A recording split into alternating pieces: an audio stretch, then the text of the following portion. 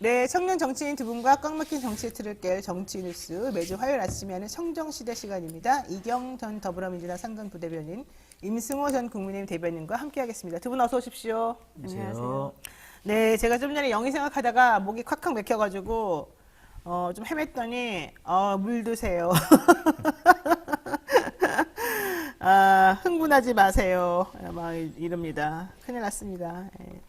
제가 지금 약간 감기 기운이 있었는데 너무 이렇게 목을 그냥 팍 썼나 봐요. 자, 지금 좀 괜찮죠? 자, 우선 이제 두 분 오셨는데 임승호 전 대변인, 이준석을 주로 지지하는 2030 보수 게시판에 별명이 올라왔다면서요? 염두?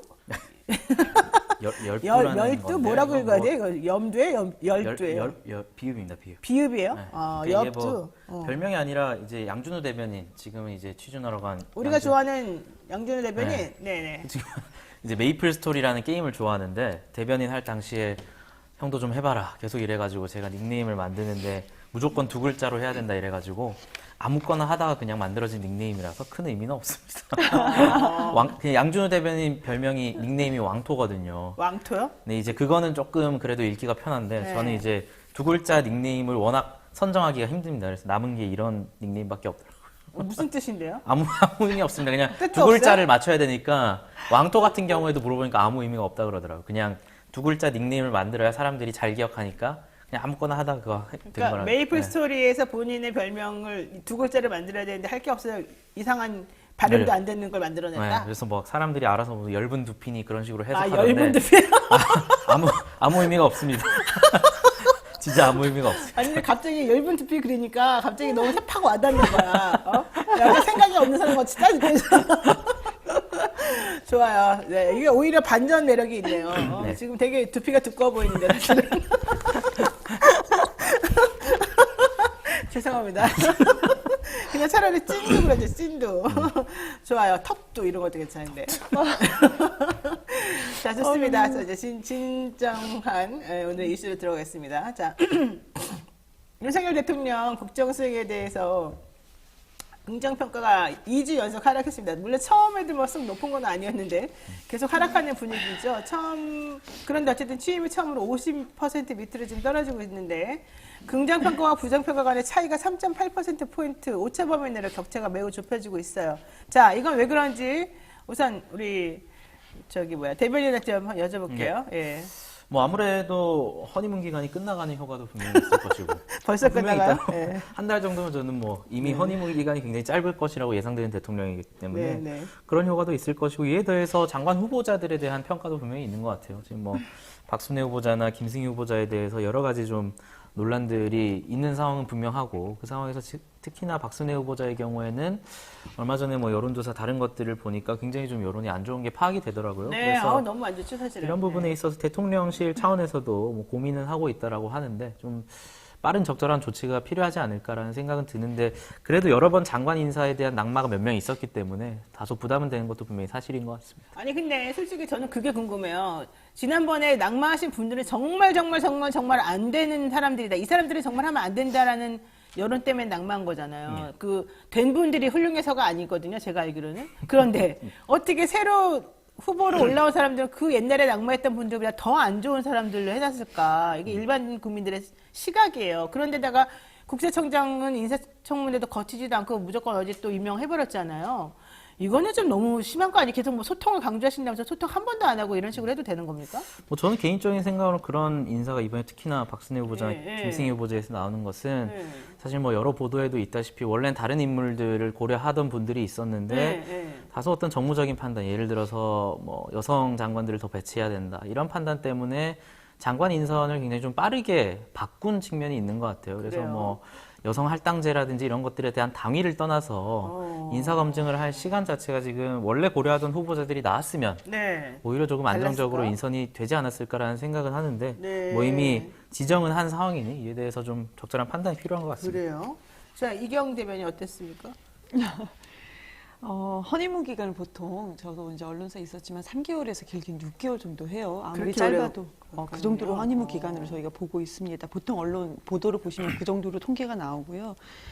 그런데 한 달은 짧아도 너무 짧다. 그러면 그 원인이 무엇인가를 그냥 허니문이 그냥 보통 끝날 거라고 예상했다. 여기서 그냥 끝나는 것이 아니고 왜 그런지를 좀 곰곰이 찾아봤으면 좋겠어요. 이것은 제가 지난번에도 말씀드렸지만 이거 저도 지금 우선은 대통령이 되셨고 이 부분에 대해서 우리나라의 대통령이기 때문에 국민의 한 사람으로서 정말 그건 진심으로 들어오고 싶은 얘기인데 전달은 안 될 것 같지만 그래도 다시 한번 드리겠습니다. 네. 근데 그 평가가 60대에서는 지금 보면은 60대에서는 우선 이제 많은 조사가 있지만 여기 또 나온 거 보면은 40대, 뭐 20대, 30대, 40대 그리고 60대 빼고 70대에서 지지율이 다 낮아졌어요. 네. 그리고 보수 또 중도에서도 뭐 진보라고 평가받는 분들보다도 보수 중도에서 왜 이렇게 낮아졌는가? 그리고 대구, 경북, 울산, 부울경이라고 하는 곳에서도 왜 낮아졌는가를 좀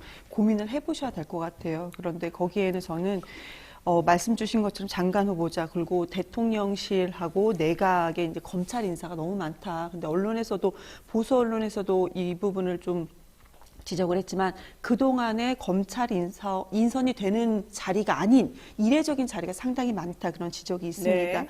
그리고 김건희 여사 얘기를 안 할 수가 없는데 김건희 여사가 조금 있다가도 나오겠지만 간단하게 말씀드리면은 노출도가 많아지면서 지지율이 왜 더 떨어지고 있는가? 그러면 뭐 저 영부인 명칭을 쓰지 않는다고 했지만 그래도 우리나라를 대표하는 영부인 아니겠습니까? 그 포털에 검색하면은 그 최근 경력이 영부인이라고도 되어 있더라고요. 아, 그래요? 네. 그러면 이것을 노출하는 거에서 방법 면에서 건희사랑 같은 그런 조직을 통해서 노출하는 것이 아니고 좀 전략적으로 잘 노출했으면 좋겠다. 물론 제가 이런 말씀 드리기 전에 이제 다른 쪽에서는 계속 이렇게 노출을 해라. 이걸 분명히 잘못된 것이다. 그러면은 임기 5년이 못 채우는 원인이 김건희 여사 때문일 것이다. 이런 얘기도 솔직하게 있습니다. 이런 얘기 나오고 있는데 네. 그렇게 우리나라가 혼란 속에 빠진 거 원치 않잖아요. 그러니까 그 노출되는 부분도 좀 전략적으로 잘했으면 좋겠다. 그런 부분도 영향이 있을 거라고 저는 생각을 합니다. 좋아요. 알았어요. 자, 윤석열 대통령 부인 김건희 여사 얘기도 좀 이제 해보죠. 좀 전에 이경재 변인이 김건희 여사가 노출되면서 윤 대통령에 대한 또 뭐 지지도 뭐 내지는 잘하고 있다 이런 퍼센테이지가 떨어지는 것으로 좀 보인다 뭐 이런 얘기도 사실은 했습니다만은 근데 어쨌든 김건희 여사는 공식 활동을 계속 하는 것 같아요. 이제 조용한 내조는 내가 보기엔 좀 틀린 거 아닌가 생각이 드는데 어제는 김해 봉하마을을 찾아서 고 노무현 대통령의 배우자인 권양숙 여사를 예방을 했거든요. 그래서 1시간 반 정도 얘기를 했다고 해요. 자, 이런 행보는 우리가 긍정적으로 봐야 됩니까? 어떻습니까? 뭐 저는 김건희 여사와 윤석열 대통령의 지지율을 연계시켜서 뭐 아까 말씀하신 것 중에 연계시키면 안 돼요? 5년을 못 채우는 뭐 그런 얘기는 사실 부적절한 얘기고요. 네.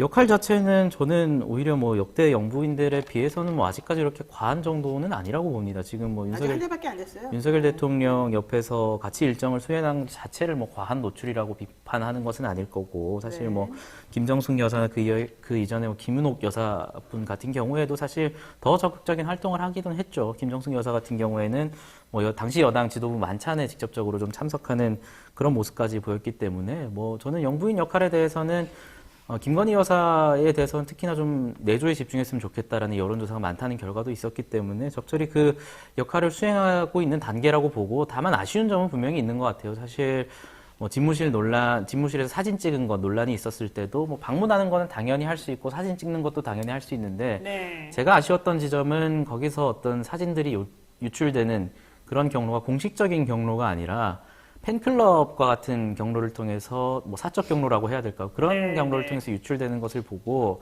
뭐 당위적인 차원에서 봤을 때는 김건희 여사를 보좌할 수 있는 인력이라든지 과연 그런 인력이 소수나마 있었으면 네. 그런 것들이 발생했을까라는 아쉬움은 남더라고요. 그런 생각은 다 하시는군요. 이경재 변인한테 이거 여쭤볼게요. 지금 단독 인터뷰로 개식용 종식을 김 여사가 주장을 했어요. 이런 메시지는 괜찮습니까? 어떻습니까? 그 메시지에 대해서는 저는 찬성합니다. 근데 윤 대통령은 지난번에 또 식용계하고 애완견을 좀 따로 얘기하는 것처럼 식용계는 따로 있지 않냐 뭐 이랬었잖아요. 근데 또 본인들도 막 개 이렇게 안고 다니면서 또 좀 약간 제가 보기에 좀 무슨 생각을 하시는지 잘 모르겠다는 마음이 들 정도이긴 했는데 그러니까 어때요? 네. 김건희 여사의 그 개 식용에 대해서 부정적으로 얘기했던 금지해야 된다. 그거에 대해서 그 메시지는 저는 찬성이에요. 네, 메시지 찬성인데. 네, 저도 이제 예전에 윤석열 대통령이 그때 그 후보였나요? 네, 뭐 후보 식용계 필터실에, 따로 예, 있다라고 예, 했을 예. 때 저도 상당히 좀 깜짝 비판을 놀랐었죠, 했었거든요. 사실 우리가. 상당히 크게 좀 네. 저도 그때 좀 지적을 했었는데요. 그러니까 그런 것 같습니다. 그렇게 메시지 통일성이 없는 부분, 이 메시지가 나갔을 때 과거에 우리 기억 속에서 잊혀졌던 것이 지금처럼 식용계 따로 있다라는 것이 다시 한번 이렇게 회자되잖아요. 이런 부분에 대해서 좀 전혀 모르는구나. 아니면 누군가 옆에서 조언을 했겠죠. 그러니까 제 집무실은 없어도 보자는 사람들은 있다고 그럽니다. 그런데 네. 그런 부분에 대해서는 전혀 모르는 것이거나 아니면은 조언을 했지만 김건희 여사가 그 부분에 대해서 전혀 듣질 않고 얘기를 하는 거거나 아니면 본인이 말할 수 있는 지금 그 메시지가 아주 제한적인 거죠. 그렇게 좀 우리는 볼 수가 있는데요.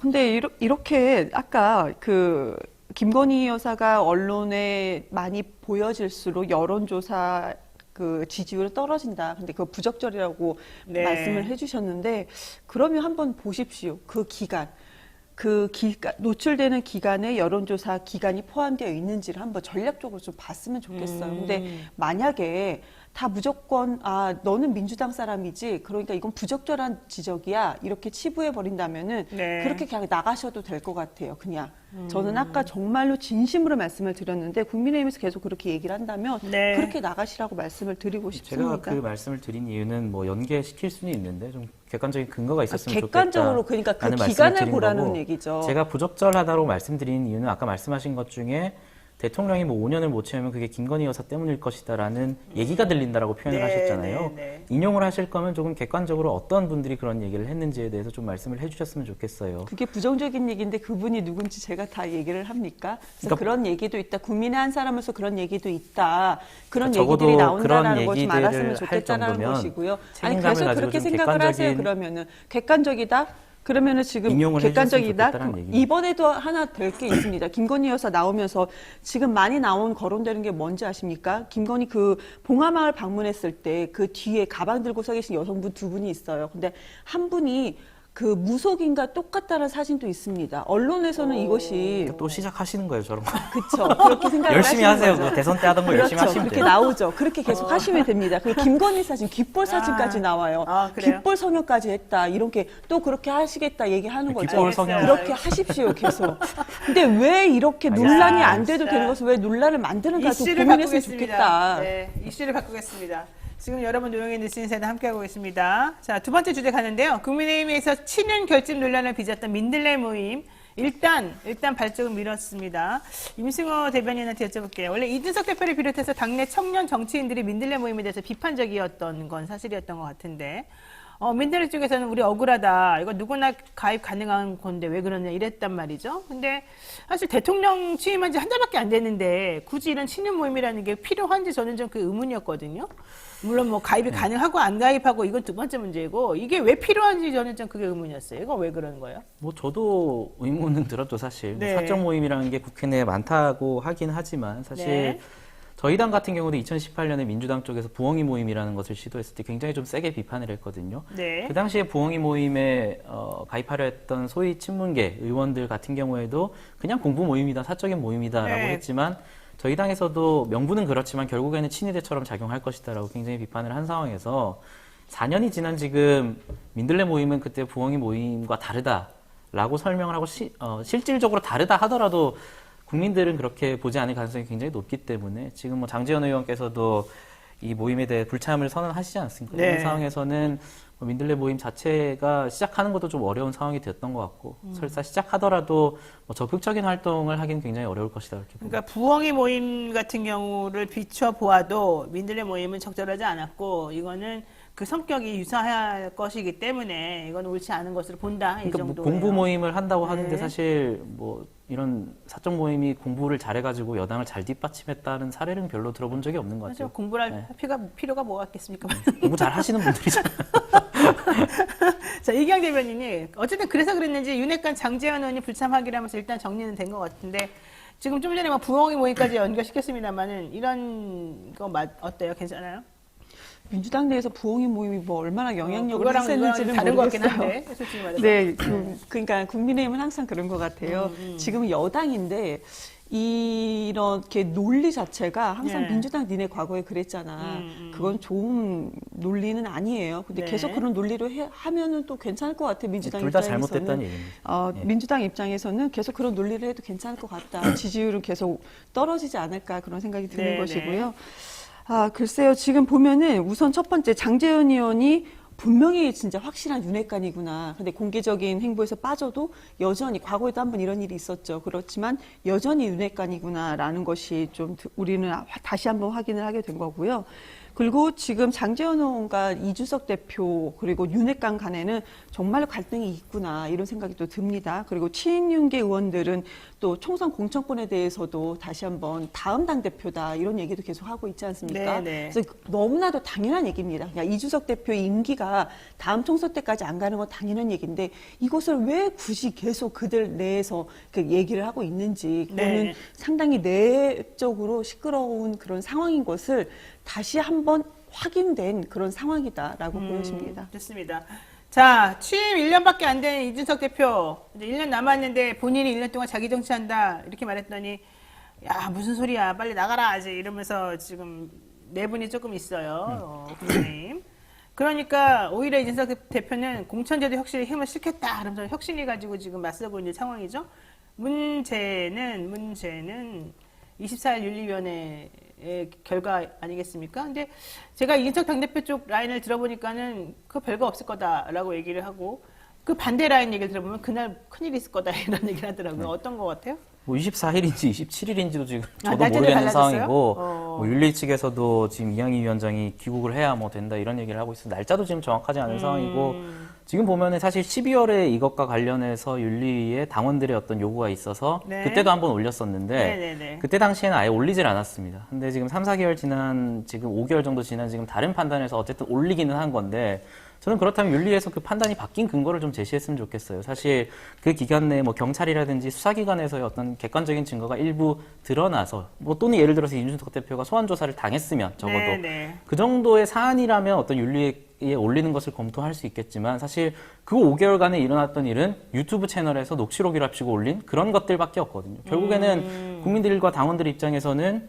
그러니까 증거 같은 것도 없이 그런 확실하지 거 않다? 믿고 올린 거 아니냐라는 지금 그런 비판이 일 수밖에 없기 때문에 그런 네. 문제에 대해서 윤리위가 왜 수사기관에 진척이 없었음에도 불구하고 다른 판단을 지금 내리려고 하고 있는지 그 문제에 대해서도 좀 얘기를 했으면 좋겠습니다. 그래요? 근데 이경 대변인님, 지금 이제 뭐 말씀하시는 거는 결과적으로는 아무 실체가 없는데 그냥 이렇게 얘기하는 것만 가지고는 어떻게 당대표를 흔들 수 있겠느냐, 뭐 이제 이런 취지인 걸로 좀 들려요. 제가 들어봤을 때는. 근데 민주당 입장에서도 바라보기에 그렇습니까? 이준석 대표의 그런 뭐 이렇게 좀 얘기되고 있는 어떤 논란이나 의혹 같은 것들이 성상납 의혹 뭐 말씀하시는 성폭력 거죠? 의혹이나 뭐 뇌물 의혹이나 이런 것들 때문에 당 대표의 위치를 이렇게 흔들어대는 이런 모습들이나 뭐 여러 가지 것들.